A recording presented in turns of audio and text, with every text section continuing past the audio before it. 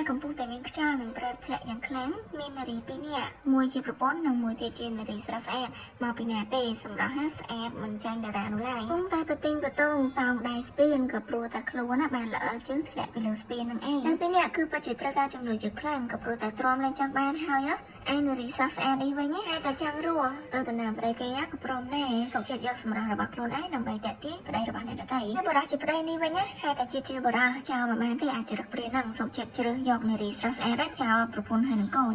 ឯចំណែកឯនារីជាប្រពន្ធនេះវិញហេតុតែធំអត់បានក៏បានរបូតដៃពីដៃស្ពាននោះធ្លាក់ចូលទៅខាងក្នុងទឹកដែលនៅក្រោមស្ពាននោះបាត់ទៅមួយប្រពៃព្រៃពេលវេលាក៏បានកាត់មកដល់កណ្ដាលត្រៀនពេលនោះយើងឃើញថាទាំងម្ដាយទាំងកូនគឺបានវាចេញមកពីទឹកពួកគេគឺអត់បានប៉ះពាល់ដល់ជីវិតនោះឡើយភ្លាមៗនោះនាងក៏បានទាញយកទូរស័ព្ទដៃដើម្បីតំណងទៅរកជំនួយអីចឹងណាប៉ុន្តែអាកាសធាតុវាត្រជាក់ពេកយកចឹងហើយទូរស័ព្ទនោះក៏កកទៀតដូច្នេះនាងអត់អាចតំណងទៅរកជំនួយនោះឡើយយ៉ាងណាមិញក៏សំដែងនោះដែរនាងបានកលេចឃើញទូកបាក់បែកមួយដែលនៅពីមុខនាងក៏បញ្ញាយកទូកមួយនោះមករៀបចំទុកដាក់កូនរបស់នាងឲ្យបានគេងជាមួយនឹងភាពកក់ក្ដៅក៏ព្រោះតែមិញគ្នាត្រូវទឹកផងអីផងបុករួមជាមួយនឹងខ្យល់អាកាសត្រជាក់ខ្លាំងទៀតខ្លាចថាកូនក្មេងធំអត់បានហើយតែទឹកចិត្តជាម្ដាយសុខចិត្តគិតកូនមុនឯងទោះបីជាខ្លួនឯងត្រជាក់រឹងយ៉ាងណាក៏ដោយរៀបចំកូនហើយទៅគិតខ្លួនឯងក្រោយបន្ទាប់ពីការប្រកាសភ្លើងរួចមកនាងក៏បានឃ្លានដោយសារតែកដាយកហើយបើមិនឃ្លានទៀតទៅចម្លែកដូច្នេះហើយនាងក៏បានរៀបចំយកឧបករណ៍តាមប្រមាណដែលនៅចំនឹងខ្លួននាងយកមកធ្វើ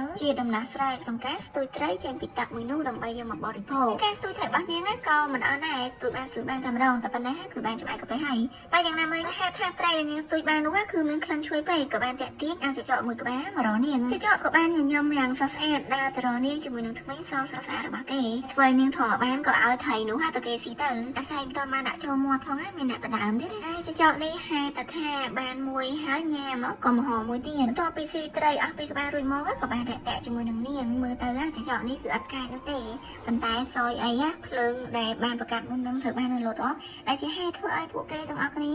គឺរងាញាក់តែម្ដងដែលធ្វើឲ្យនាងធំអត់បានក៏បានទៅគេងជាមួយនឹងកូនបាត់ទៅហើយឆ្កែចចកមួយក្បាលនោះក៏អត់មានឋានៈដែរក៏បានគេងយាមពួកគេនៅទីនេះពេលវេលាក៏បានកាត់មកដល់ពេលព្រឹកឃើញថាមានស្រមោលមនុស្សម្នាក់បានមករកពួកគេដែលបានទាញរបាំងការពាររបស់នាងចេញហើយពេលនោះផងដែររាម្នាក់នោះគឺជាអ្នកមើលថែព្រៃសោដែលធ្វើឲ្យនាងគឺសប្បាយចិត្តមែនទែនក៏ព្រោះតែឥឡូវនេះគឺនាងមានជំនួយហើយឃើញទេមនុស្សល្អជួបតែរឿងល្អមែនក៏ព្រោះតែឆ្កែនេះជាអ្នកផ្ដល់ដំណឹងឲ្យបរិះម្នាក់នោះហ៎ក្លងផុតទៅមកសម្បត្តិយើងឃើញថាប្តីរបស់នាងជាមួយនឹងស្រីស្នេហ៍របស់គាត់នឹងកំពុងតែបើកឡានតាមផ្លូវកំពុងតែជិះផ្អែមល្ហែមជាមួយនឹងគ្នាបដាអីបដានោះក៏ធ្វើឲ្យឡានហ្នឹងខូចដែលធ្វើឲ្យពួកគេបង្ខំចិត្តចុះពីលើឡាននោះឲ្យសមមុខទៅចោលកំពុងតែដើរជាមួយនឹងភាពរងាញាក់ផងនោះពួកគេក៏បានចៃដន្យក្រឡេកឃើញកន្លែងដែលនារីជាប្រពន្ធបានរៀបចំទុកដាក់កូនរបស់នាងឆ្នេះអបជាប្តីនេះក៏បានដើរមករកតមួយនោះប៉ុន្តែគឺក្នុងគោលបំណងយកឈើទាំងអស់នោះយកមកដុតធ្វើជាភ្លើងដើម្បីឲ្យបង្កើនកម្ដៅពួកគេទៅវិញនឹងគួរទៅសារឬក៏បង្អាប់ទេពេលនេះតែហេតុថាចំហាយភ្លើងងុំក្ដៅ